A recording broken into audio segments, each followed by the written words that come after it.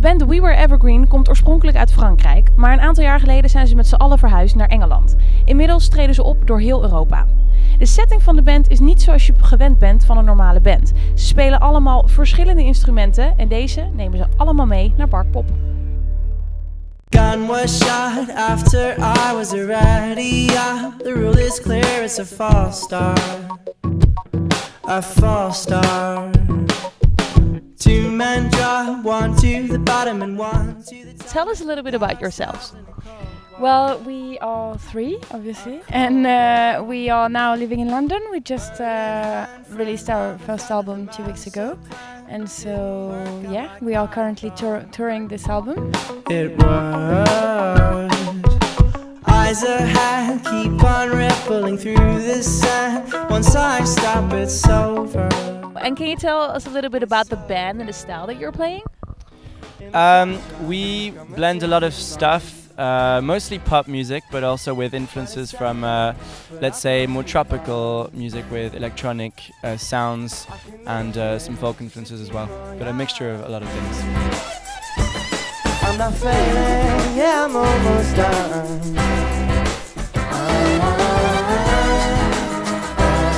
You released the first album 2 weeks ago. Can you tell us a little bit about the album? The album is called Towards. It is our first album, and it took. We recorded it in London last year with a producer called Charlie Andrew, and it's as we said, yeah, it's more like a photography of what we are now rather than a collection of old songs, and I think it represents a step forward in the way that we create music, and then it's a collection of, let's say, darker songs and more upbeat ones, but it's like a mixture of a lot of different things. I can't let my people down not again. Not after that last headline. That headline. You name your album Towards. What's the meaning behind that? The album is based a lot on the idea of movement and direction.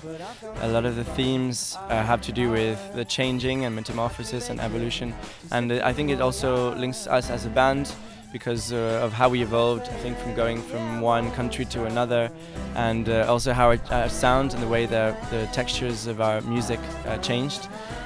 So there's a lot of it is linked to that, the idea of repetitive movement, and and the idea of towards gives the idea of a direction, but without saying which direction it is, because it's more up to you to decide.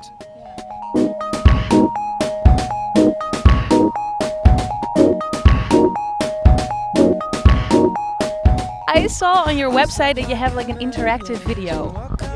Like, how did you come up with that, or who came up with that? Somebody had finished the book I was writing. The ending was wrong. It just went back to the start.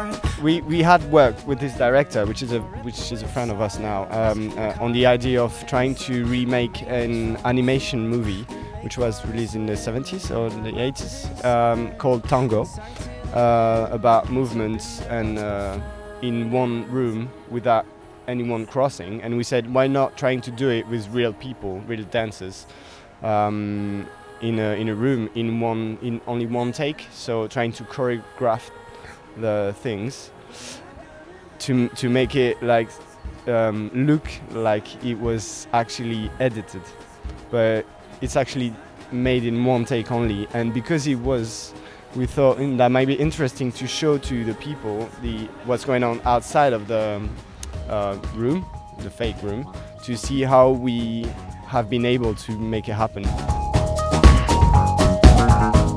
And 14 my daughters got 14 on heads off. They clog up the bottom and here they're floating still. At the end of June, you guys are coming to Parkpop. That's really exciting. I already told you a little bit about Parkpop and the different people that are coming. This year, it's time for you guys. Are you excited for it? Yes, we are. We have heard a lot of good things about this festival. The people that come, and also the way it's quite big. So it's quite impressive for us to. I think we're not opening, but we are like almost at the real beginning of the festival. So it's also impressive for us. Don't you worry, though, it happens all the time. Don't you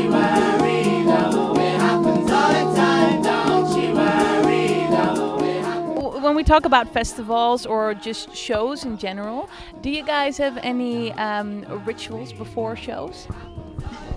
Do you have any rituals? We warm up a bit, so try to practice a bit or to because when you've been in a van for quite a few hours, you feel a bit like, you know. So, but I don't have any other particular ritual. I don't.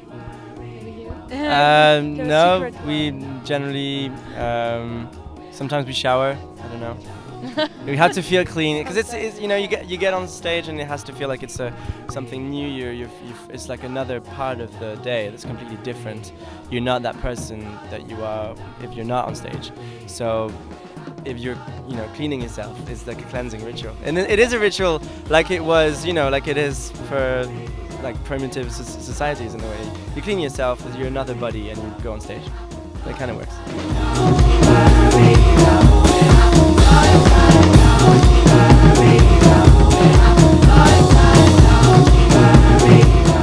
We sacrifice goats to Satan just before, just for good luck. Yeah. Just for good luck. It's always been good to us, so yeah. Thank you, Mr. Satan.